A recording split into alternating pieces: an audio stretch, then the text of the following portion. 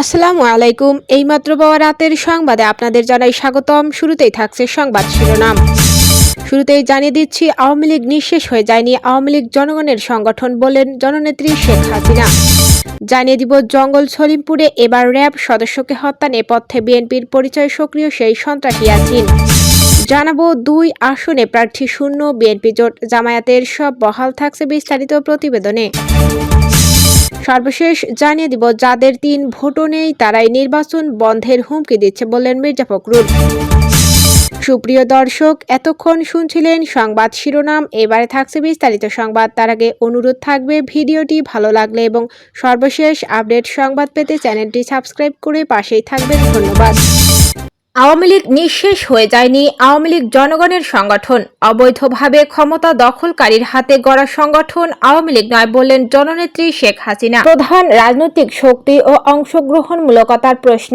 এবারে নির্বাচনের সবচেয়ে বড় বিতর্কিত দিক হল দেশের অন্যতম বৃহত্তম রাজনৈতিক শক্তি আওয়ামী লীগের নির্বাচনী মাঠের বাইরে থাকা। আন্তর্জাতিক সংবাদ মাধ্যম ও গবেষণা সংস্থাগুলোর মতে প্রধান রাজনৈতিক দলকে বাদ দিয়ে কোনো নির্বাচনকেই অবাধ বা অংশগ্রহণমূলক বলা যায় না।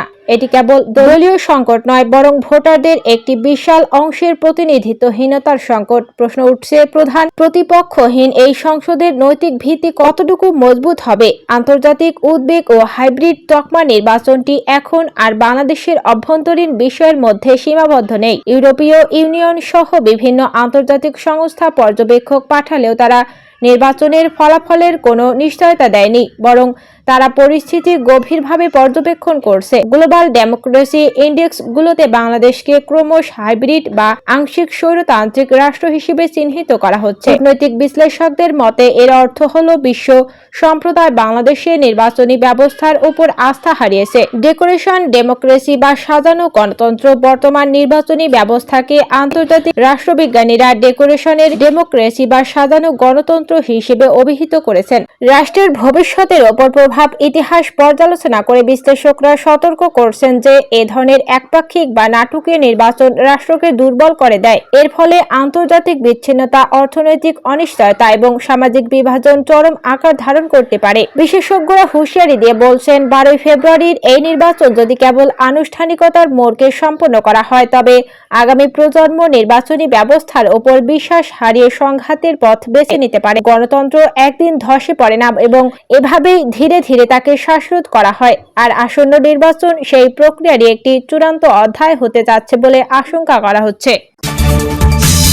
জঙ্গল সলিমপুরে এবার র্যাব সদস্যকে হত্যা নেপথ্যে বিএনপির পরিচয় সক্রিয় সেই সন্ত্রাসী ইয়াসিন। চট্টগ্রামের সীতাকুণ্ডের গহীন পাহাড়ি এলাকা জঙ্গল সলিমপুরে এবার সন্ত্রাসীদের গুলিতে র্যাবের ডিএডি উপসহকারী পরিচালক আব্দুল মোতালেবকে হত্যা করা হয়েছে। এ ঘটনায় এক সোর্স সহ আরো 3 জন গুরুতর আহত হয়েছেন। তাদেরকে সম্মিলিত সামরিক হাসপাতালে ভর্তি করা হয়েছে। অভিযোগ উঠেছে, এ ঘটনায় জঙ্গল সলিমপুরের শীর্ষ সন্ত্রাসী ইয়াসিনের অনুসারীরাই এ হামলার নেতৃত্ব দিয়েছে। বর্তমান সন্ত্রাসীদের ধরতে ছিন্নমূল আলীনগর ও লিংক রোড এলাকায় বিপুল সংখ্যক র্যাব, পুলিশ ও বিজিবি সদস্য মোতায়েন করা হয়েছে। এছাড়াও জঙ্গল সলিমপুরের ভেতরে সাঁড়াশি অভিযান চালাচ্ছে আইন শৃঙ্খলা বাহিনী। স্থানীয় সূত্রে জানা যায়, 3টায় ওই এলাকায় বিশেষ গ্রেপ্তার অভিযানে গেলে ইয়াসিনের বাহিনীর সদস্য কালা ইয়াসিন, নুরুল হক ভান্ডারী, ওমর ফারুক, মোহাম্মদ কাজী ফারুক সহ 400 থেকে 500 জনের একটি সন্ত্রাসী দল র্যাবের উপর অতর্কিত হামলা চালায়। এ সময় তারা মসজিদের মাইকে ঘোষণা দিয়ে র্যাবের সদস্যের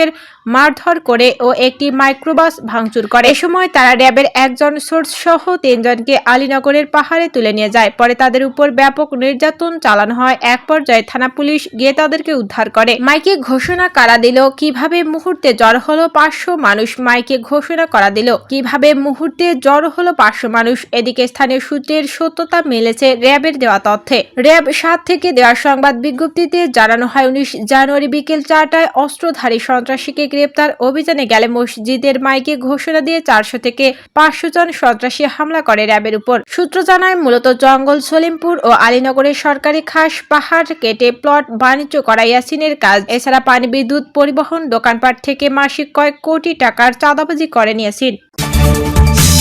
2 আসনে প্রার্থী শূন্য বিএনপি জোট, জামায়াতের সব বহাল। নির্বাচন কমিশনে ইসি আপিল করে ভোটের মাঠে ফিরেছেন বাছাইয়ে বাদ পড়া 723 প্রার্থীর অর্ধেকেরও বেশি 425 জন। এর মধ্যে 51টি নিবন্ধিত রাজনৈতিক দলের 263 জন ও স্বতন্ত্র 162 প্রার্থী রয়েছেন। অর্থাৎ আপিলের সমাধান পেয়েছেন বাদ পড়া প্রার্থীর প্রায় 59%। সব মিলিয়ে ত্রয়োদশ জাতীয় সংসদ নির্বাচনে আপিলে বৈধ বিবেচিত প্রার্থীর সংখ্যা আগের রেকর্ড ছাড়িয়েছে। তবে বিএনপি ও তার জোটের বিকল্প প্রার্থী না থাকায় আপাতত 2টি আসন দলটির প্রার্থী শূন্য রয়েছে। ত্রয়োদশ জাতীয় সংসদ নির্বাচনের প্রার্থিতা প্রত্যাহারের শেষ দিন বুধবার চূড়ান্ত প্রার্থীদের মধ্যে প্রতীক বরাদ্দ করবে ইসি। ওই দিন থেকে শুরু হবে প্রচারণা। আগামী 12 ফেব্রুয়ারি জাতীয় নির্বাচন ও গণভোট। বিএনপির 2 জন, জামায়াতের 2 জন সহ অন্য দল ও স্বতন্ত্র প্রার্থীরা রয়েছেন। আর দ্বৈত নাগরিকত্বের অভিযোগ থাকা 26 প্রার্থীর বিষয়ে শুনানি শেষে 23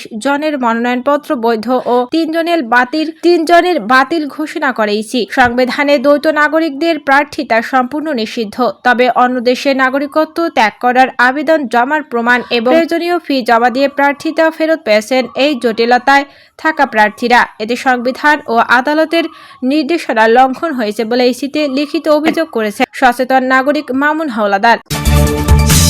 সংস্কার তো বিএনপির সন্তান বললেন মির্জা ফখরুল। বিএনপি মহাসচিব মির্জা ফখরুল ইসলাম আলমগীর বলেছেন, বিএনপি 31 দফা সংস্কার দিয়েছে আপনাদের প্রস্তাবের 2 বছর আগে। এখন সরকার খুব প্রচার চালাচ্ছে, সংস্কার তো বিএনপির সন্তান। শহীদ রাষ্ট্রপতি জিয়াউর রহমানের 90তম জন্মবার্ষিকী উপলক্ষে রাজধানীর কাকরাইলে ডিপ্লোমা ইঞ্জিনিয়ারিং ইনস্টিটিউশন মিলনায়তনে বিএনপির আলোচনা সভায় তিনি সব কথা বলেন। মির্জা ফখরুল বলেন, আমি হিসাব করছিলাম নির্বাচনের আর 23 দিন বাকি।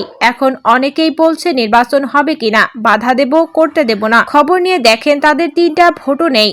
এরা আবার বড় গলায় বলে নির্বাচন হতে দেব না। তিনি বলেন, আমরা নির্বাচনের জন্য উন্মুক্ত হয়ে আছি। আমরা নির্বাচন চাই, জনগণের কাছে যাব। তারা যদি আমাদের চায় তাহলে আমরা আছি, জনগণ যদি বাদ দিয়ে দেয় তাহলে বাদ। আমরা বিরোধী দল থাকবো। আগে থেকে এত গালাবাজি কেন ভাই? বিএনপি মহাসচিব বলেন, সবচেয়ে বেশি দুষ্টামি করেছে যারা অতীতে বাংলাদেশকে স্বীকার করে নাই। আমাদের কতজন মা বোনকে পাক হানাদার বাহিনীর কাছে তুলে দিয়েছে, এই হিসাব আমরা ভুলি নাই। অনেক ত্যাগ পেরিয়ে একটি জায়গায় এসেছে দেশ। সামনে নির্বাচন, যেখানে মানুষের অধিকার ফিরিয়ে দিয়ে গণতান্ত্রিক দেশে গড়ে তোলার সুযোগ হয়েছে।